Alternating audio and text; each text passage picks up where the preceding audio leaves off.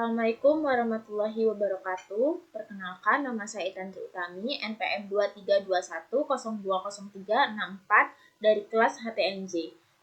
Di sini saya akan mempresentasikan tentang sebab-sebab warisan. Tujuan saya membuat video ini untuk memenuhi tugas mata kuliah Fikih Mawaris. Konsep warisan dalam hukum Islam.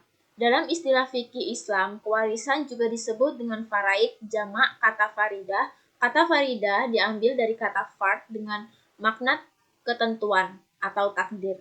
Al-fadilah dalam terminologi syariah ialah bagian yang telah ditentukan untuk ahli waris. Syariat Islam telah mengatur sistem warisan dengan cara yang terbaik, akurat, dan adil. Oleh karena itu, Islam mengakui kepemilikan pribadi atas harta benda yang didapat dengan cara yang sah. Warisan menunjukkan harta kekayaan dari pewaris yang telah wafat, baik harta itu telah dibagi maupun masih dalam keadaan belum terbagi-bagi, yang berarti harta peninggalan orang yang meninggal yang akan dibagikan kepada dua ahli warisnya. Sebab-sebab warisan. Untuk dapat dijadikan sebagai ahli waris atau orang yang berhak mendapatkan bagian harta peninggalan waris, harusnya disebabkan oleh beberapa sebab, antaranya yang pertama adanya hubungan kekerabatan atau nasab seperti ayah, ibu, anak, cucu, saudara-saudara kandung, saudara-saudara seayah maupun saudara-saudara seibu.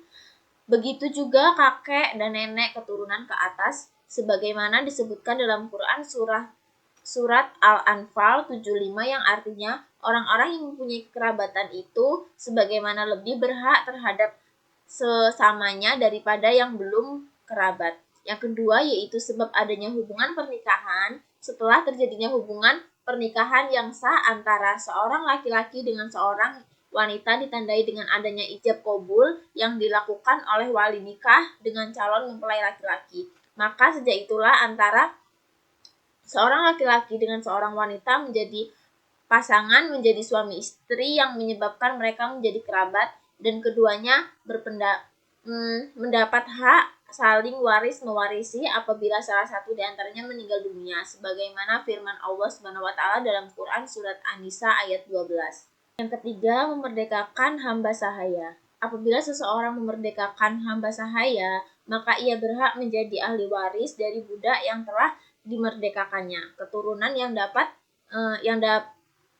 didapat dengan cara demikian disebut nasab hukmi atau wala atau disebut wala itak. Sedangkan keturunan berdasarkan kekerabatan disebut wala alwaiyah. Rukun dan syarat warisan. Ada 3 rukun pembagian warisan, diantaranya sebagai berikut. Yang satu pewaris, ahli waris, harta waris. Selanjutnya yaitu dasar hukum warisan atau dasar atau sumber utama hukum Islam adalah Nas, Al-Quran, dan hadis.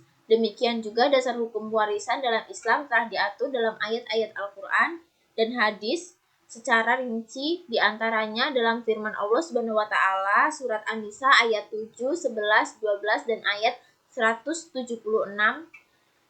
Adapun yang menjadi asbabul nuzur ayat ini adalah sebelum Islam diturunkan, masyarakat Arab telah saling mewarisi dengan sistem keturunan dan sistem sebab.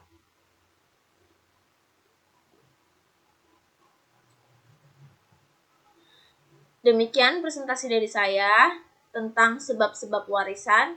Saya akhiri. Wassalamualaikum warahmatullahi wabarakatuh.